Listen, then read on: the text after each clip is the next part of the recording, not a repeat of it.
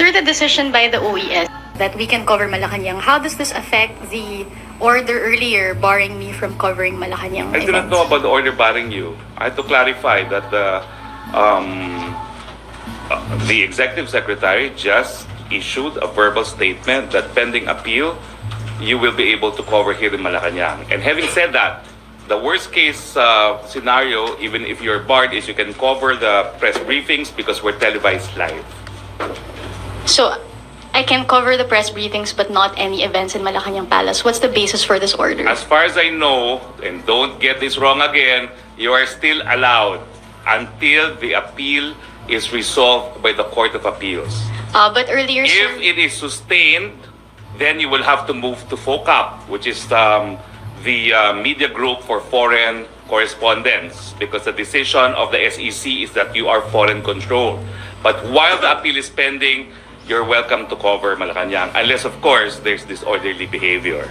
so sir, because I was just told earlier before entering NEB that I can only cover NEB events but not Malacanang events, meaning I can cover the president's I see. speeches. I do not know about that, but all I know is that when the executive secretary was asked, we will continue to allow you to cover in the Malacanang press corps pending your appeal. Does that mean that that order from the PSG no longer stands?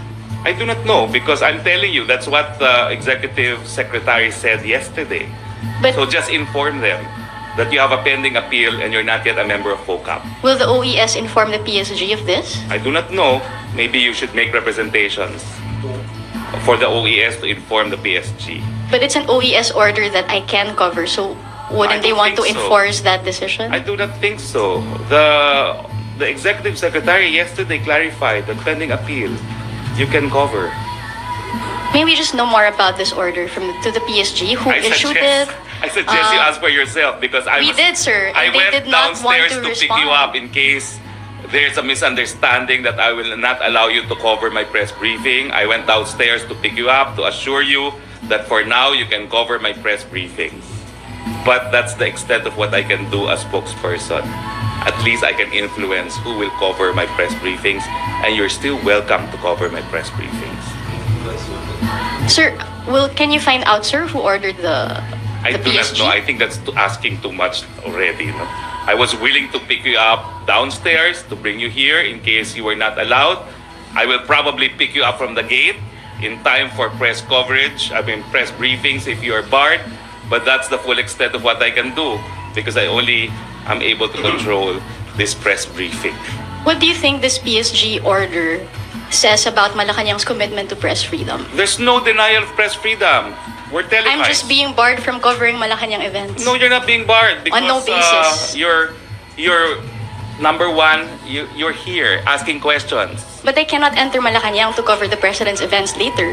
Well, I do not know about that. That's absolute presidential security guard or security group discretion. But I do not know Am I a that there is security such an threat? order. Am I a security threat? I do not know.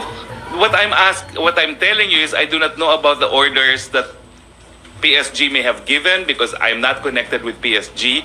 All I am confirming is you're welcome to cover my press briefings. Would it be the policy of Malacanang to bar reporters who publish unsavory reports from No. Malacanang? No, I don't think the issue is unsavory reporting. The issue is fake news.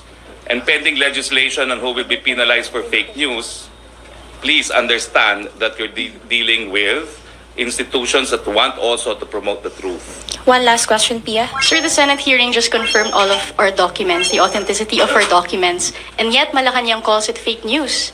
And Bongo himself said in his opening statement that his office endorsed the complaint to DND, and yet you call it fake news. May we know if it's the policy of this administration to call every single report it finds negative, despite vetted documents, as fake news? Well, we still maintain it's fake news because witnesses already clarified under oath that Bongo did not intervene at any time, and that was your conclusion in this press briefing. But sir, they also confirmed that the authenticity of documents which showed his involvement. There is no involvement there. There is, Okay, sir, Tia. his Explanation. office, his No, office, it's okay. His office. I'm not here is to argue, implicated. but I'm here to give you the palace position. You can argue all you want, but the documents prove that there was a complaint It was referred for attention by the PMS, and that's the full extent of what you claim to be intervention. Your question to me was, what do you do about the policy of a secretary intervening in favor of a contract? Yes, That sir. was Because it. it was Your a... intervention contemplates favoring one company over another. But it was very clear in the palace hearing that there was a complaint. It was referred to the line agency because that is what we do. That's not intervention to favor a company. So, sir, back to my question. Will it be Your question policy of is, you make Malacanang? conclusions without facts. I'm No. sorry. No, sir. You are resorting to editorializing stories when in the first place you should be sticking it out to facts. What did former Fort Mercado said? At no point did SAPGO intervene in the contract, and yet you're still insisting that there was intervention on the basis of documents. The document did not emanate from Bongo. Even the note says it did not emanate from Bongo. But, sir, the documents confirm that his office arranged the meeting. The document confirmed that they acted upon a complaint. Do you want? Under his Do you want? office. Wait a minute. Do you really want government to ignore official communication sent to it? Yes or no? My time to ask the questions. Did you want government to ignore that document?